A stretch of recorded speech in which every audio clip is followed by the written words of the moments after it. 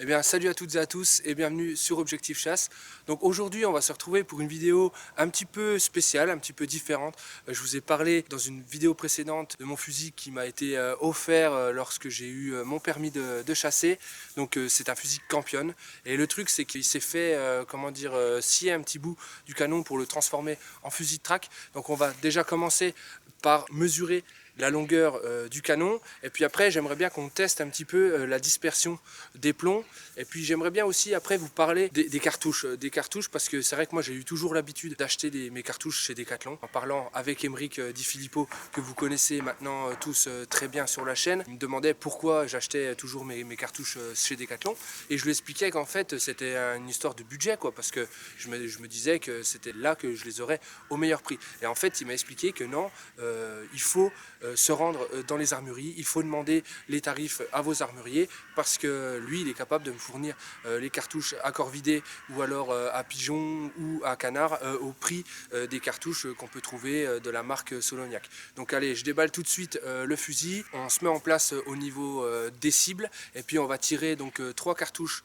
Solognac, on va tirer 3 cartouches de la marque Joker qui m'ont été fournies par l'armurerie des arènes, et on va regarder la dispersion du fusil et puis comment se comportent les plombs avec les différentes cartouches. Allez, on se retrouve tout de suite.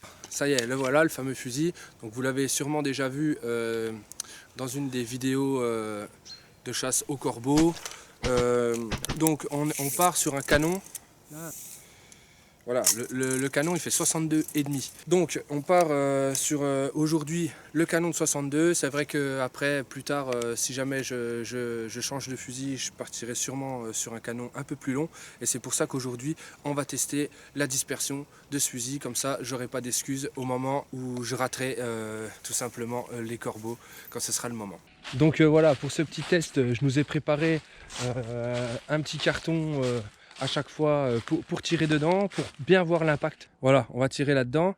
Je vais vous montrer que sur la boîte des cartouches de Decathlon, ils nous disent que la portée utile, elle est de 30 mètres. Donc on va bien compter nos 30 pas, on va mettre un repère, on va tirer à 30 mètres et on va regarder à peu près ce que ça donne. Donc voilà, on a mis notre cible juste ici.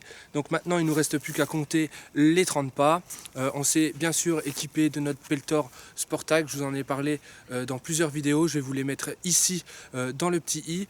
Après, qu'est-ce que j'ai d'autre à vous dire? Au niveau de la cartouche, j'ai pris donc de la Solognac, je sais pas, voilà, en 36 grammes en plomb numéro 6. Donc on compte nos 30 pas et puis on regarde ce que ça donne.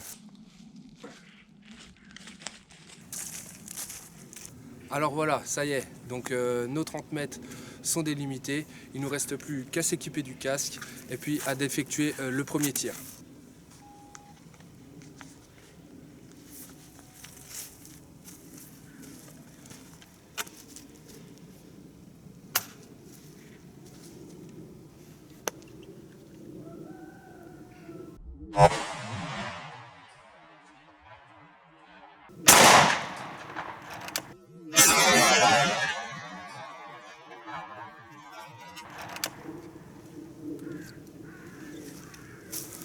On va aller voir ce que ça donne.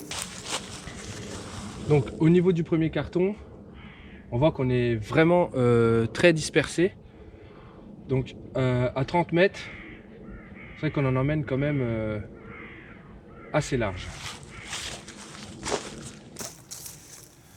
Donc on a vu sur le premier tir que donc, la cartouche, elle prend quasiment la totalité du carton, qui fait environ 80 par 80.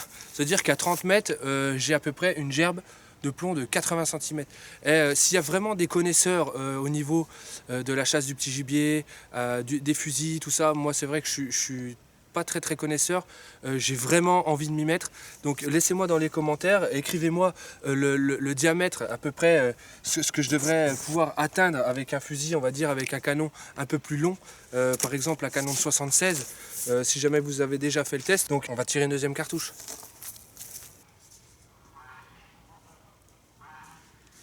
Ce que j'ai bien envie de faire après, c'est de me rapprocher pour essayer d'avoir quand même, connaître un petit peu près la distance à laquelle j'arrive à avoir voilà, à quelle distance il faudrait que je tire les corbeaux à partir du mois de mars, là, mars-avril.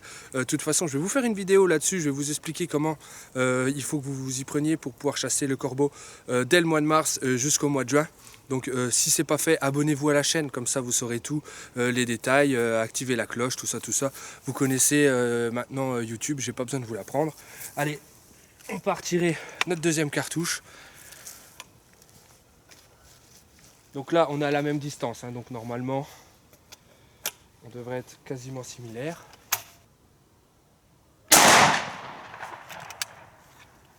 Donc là, voilà, là c'est pareil, on a quelque chose qui est assez éparpillé.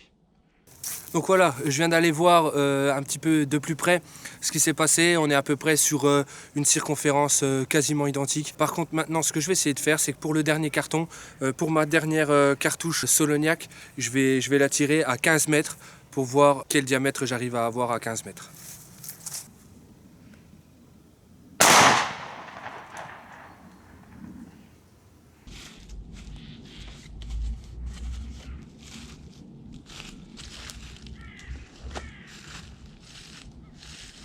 Donc franchement, on sent qu'avec les cartouches Solognac, le fait de s'être rapproché de moitié, ça a resserré un petit peu les plombs. C'est pas non plus flagrant quand on voit. Tiens, je vais vous en faire une photo tout de suite pour que vous puissiez juger. Donc voilà pour les cartouches de chez Solognac, les cartouches qu'on peut trouver chez Decathlon. Maintenant, ce que je vais tirer, c'est de la Joker. Je sais pas si vous connaissez la Joker, voilà. En 36 grammes. Alors attendez, je vais essayer de vous la montrer mieux. Voilà. C'est de la bourre à jupe. Hein, en 36 grammes et en 6. Comme je viens de tirer juste avant chez Solognac. Donc, allez, on va tester la Joker à 30 mètres.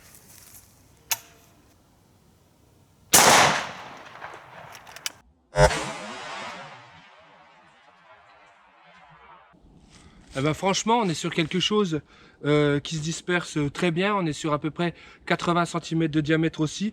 Avec, il y a quand même, on dirait qu'il y a quand même un petit peu plus de plomb avec la Joker dans le carton. On va aller tirer une deuxième cartouche pour confirmer le tir. Alors pour ce deuxième tir, ce qu'on va faire, c'est qu'on va tirer de la spéciale Corneille. C'est ce qui nous intéresse. Enfin moi personnellement, c'est ce qui m'intéresse pour l'instant.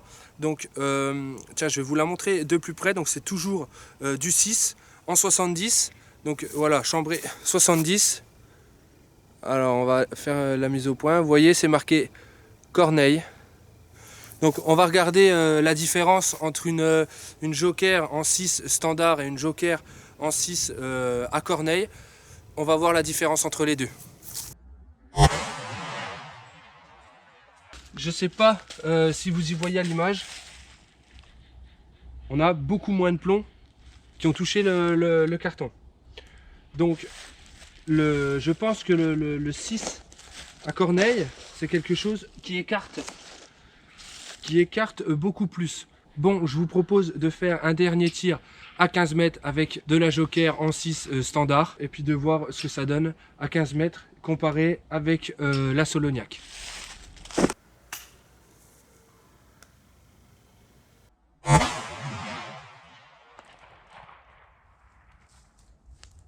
Alors, ce qu'on peut voir sur ce dernier tir, de 1, c'est que je tire très mal.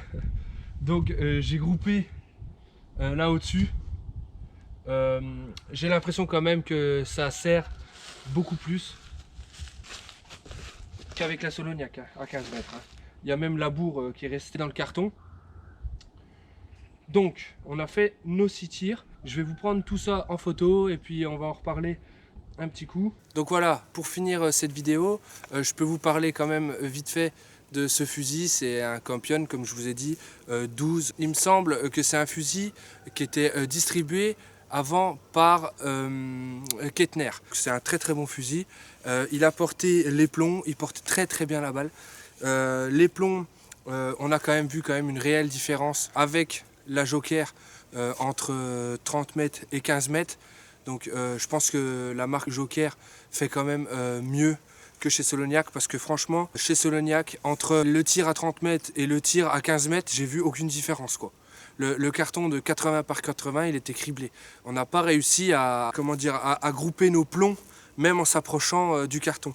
Donc personnellement, je vous invite à vous renseigner sur le tarif des cartouches. Sachez que financièrement, chez nos armuriers, on est capable de s'y retrouver aussi. Et en plus, qu'elles sont souvent plus qualitatives, ces cartouches. Donc voilà, c'était juste une petite vidéo que j'avais envie de faire pour me rendre compte de la puissance d'arrêt de mon fusil à plomb et à quelle distance, parce que c'est vrai qu'il m'est arrivé des fois de manquer des corbeaux qui étaient, on va dire, à une distance moyenne. Alors je mettais la faute sur le tout petit canon de ce fusil là, mais je me rends compte que jusqu'à 30-35 mètres, je peux réussir à faire des jolis tirs, même plus loin, je pense. Après, il faut simplement un petit peu d'entraînement et puis un petit peu de pratique. On va attaquer dans très peu de temps les corvidés. J'espère qu'on va réussir à en voir pas mal. Et sur ce, je vous dis à plus pour une prochaine vidéo. Salut!